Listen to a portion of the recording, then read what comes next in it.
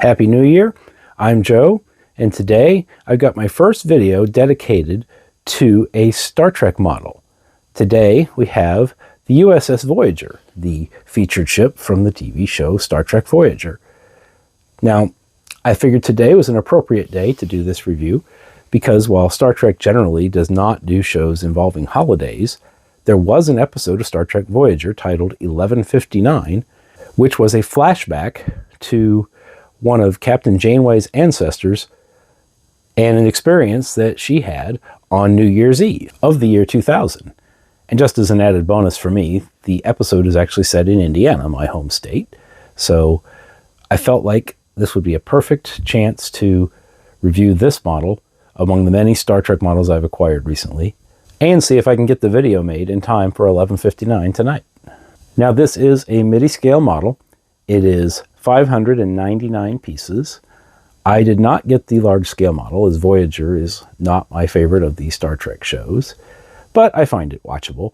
And I picked this up from BlueBrixx shortly after they announced that they were losing the Star Trek license. And this is the only model I have that is specifically from that show. So we see it here with the nacelles bent up.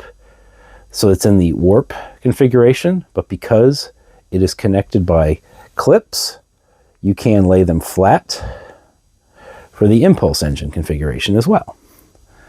And I think that BlueBrixx did a nice job on the shaping here to get the oval of Voyager's saucer section.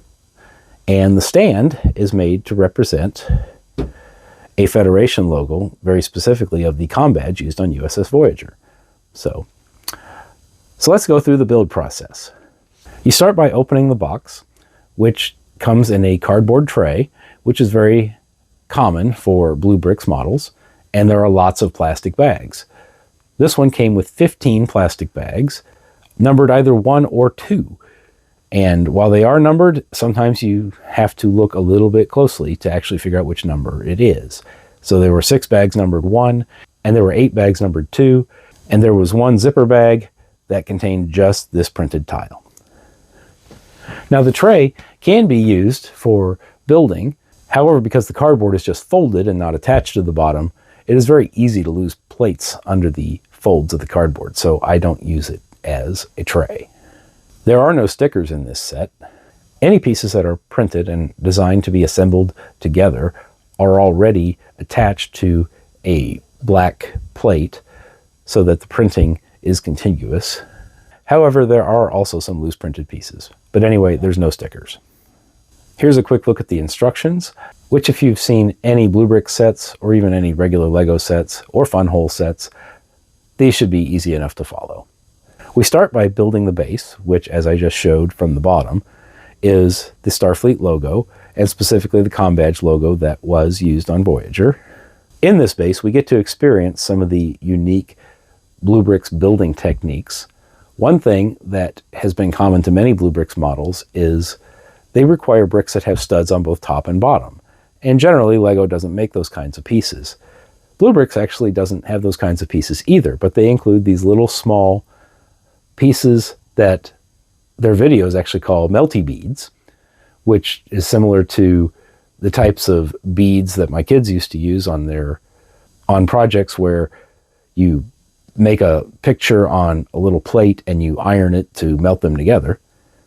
But here in this model, you get these little round pieces and a blue rod piece, and that is for placing those pieces inside the anti-studs on the bottom sides of the plates or bricks.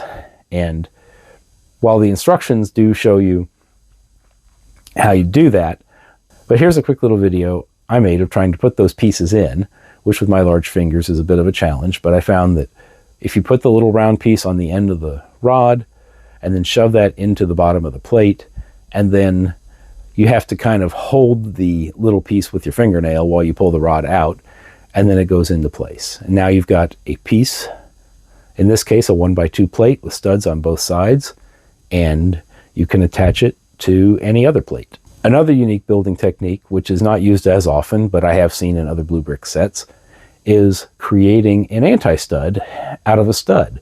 And that uses these ring pieces, which in this case are just colored gray.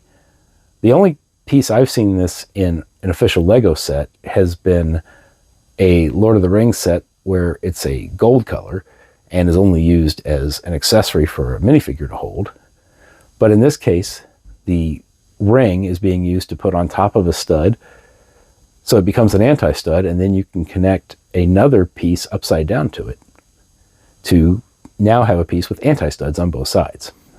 Once we've built the stand, we build the secondary hull, which is a fairly straightforward build, and that completes bag 1, which is to say the 6 bags of bag 1. On bag 2, we immediately build the nacelles, which go together very quickly, and then we build the saucer section, which is much more complicated.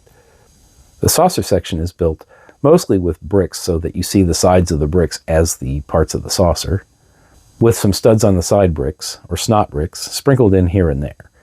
And we have another case in this saucer where we are reversing a brick, where we put the studs on the bottom using these small pieces, and that helps to make sure that there are no exposed anti-studs on the sides of the saucer. However, we have another situation similar to the Funhole Ski Lodge that I made a video about earlier, where we've got some more SNOT bricks where, because they have been attached upside down, the stud on the side is going to be out of alignment with the other SNOT bricks that are lined up the other way.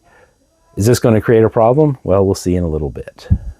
Here on the top side of the saucer, we do run into this problem just a little bit. As you can see, there's this gap that is between these two plates that is barely noticeable, but it's enough to make it a little more difficult to attach a piece that will connect both studs.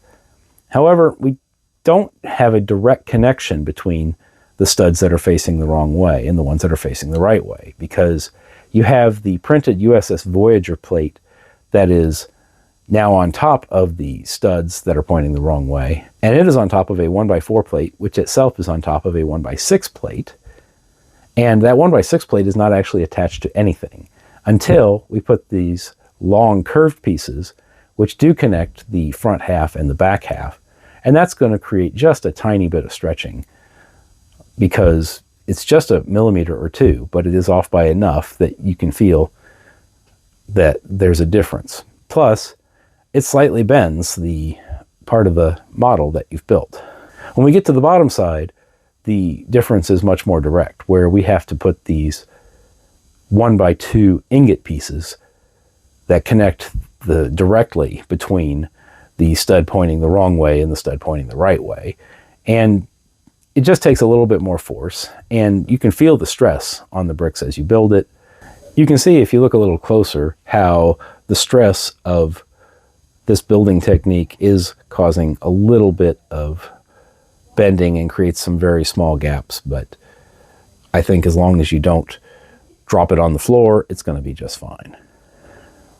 But it does go together, and I think because of that, that makes this model mostly a display model and not a play model. Although if it wasn't for that, I think it would be very swooshable, but I don't think it can handle much stress with the attachment being done that way.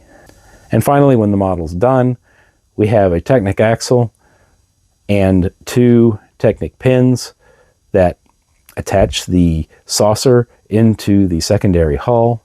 And then finally, there is a spot in the secondary hull for the stand to attach, which is just, again, by a Technic axle. And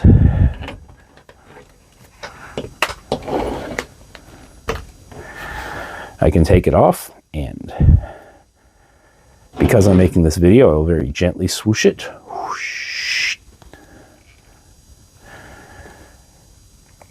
And in less than 7 years, the USS Voyager is built. So my final thoughts are, I really like this model. I think that for a 600-piece model, it's very solidly built. I had no problems with brick quality. And building technique challenge aside, I think it looks really good. It's got the nice printed pieces. For this size, I wish that I could find a way to put lights inside the nacelles. I probably could, if I get that dedicated. These blue pieces are just plates. This red piece here is actually very interesting because It is actually a translucent red Technic brick with 2 Technic holes in it, and connects to the front of the nacelle like that. Well, this might be a bit of a challenge to get a red light installed in there. Thanks for watching my video, and I hope everyone is having a very safe and happy new year. And remember, today is a good day to build.